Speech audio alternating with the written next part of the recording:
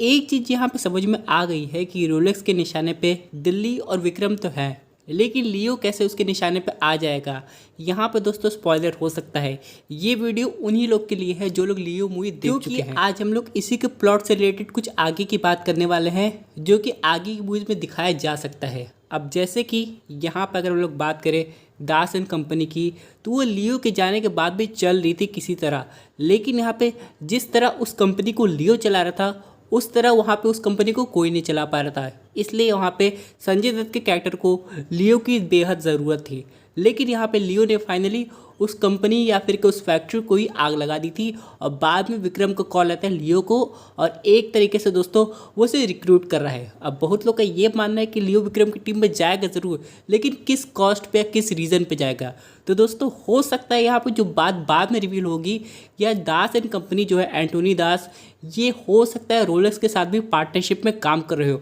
और वो फैक्ट्री उतनी इंपॉर्टेंट थी रोलेक्स के लिए जितना कि उसका माल जो कि कैथी मूवी में दिखाया गया था। तो यहाँ पे दोस्तों एक तरफ से रोलेक्स को ये बात पता चलती है कि दिल्ली की वजह से उसका माल पकड़ाया गया था, और यहाँ पे विक्रम का भी इन्वॉल्वमेंट है अलग चीज़ के लिए। लेकिन यहाँ पे रोलेक्स की जो नज़र है वो लियो पे तब जाएगी जब उसे पता चलेगा कि उसका जो मेन पार्टनर था यानी कि एंटोनी दास और उसकी जो फैक्ट्री है वो दोनों नहीं रहे, जिससे उसे और भारी नुकसान होगा। हालांकि रोलेक्स के कैरेक्टर को ऐसा दिखाया गया है कि वो अकेले काम करता है, लेकिन इसका मतलब ये नहीं कि उसकी पार्टनरशिप कहीं ना कहीं होगी, क्योंकि दोस्तों एंटोनी दास को कहीं ना कहीं लगता होगा कि लियो के जाने के बाद उसे कोई दूसरे बंदे की ज़रूरत है जो कि उसके बिज़नेस को आगे बढ़ा सके, और ये काम रोलेक्स से बेहतर कोई नहीं कर सकता है। हालांकि रोलेक्स का दिल्ली और विक्रम की वजह से काफ़ी लॉस हुआ है, लेकिन जब इसे इतना बड़ा झटका लगे कि उसका जो मेन पार्टनर है एंटोनी वो भी चला गया, साथ में फैक्ट्री भी चली गई,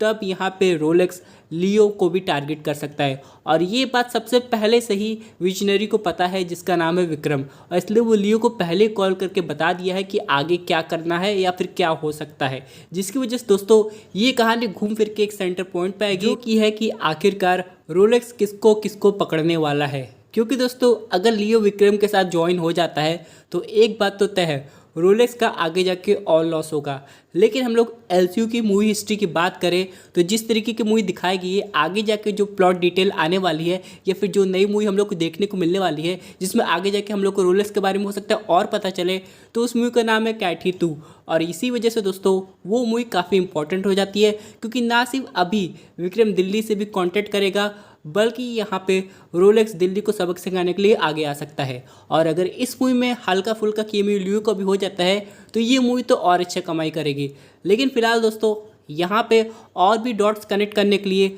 हम लोगों को कुछ समय का और वेट करना पड़ेगा और जानना पड़ेगा कि आखिरकार एलसीयू में आगे क्या कब होने वाला है।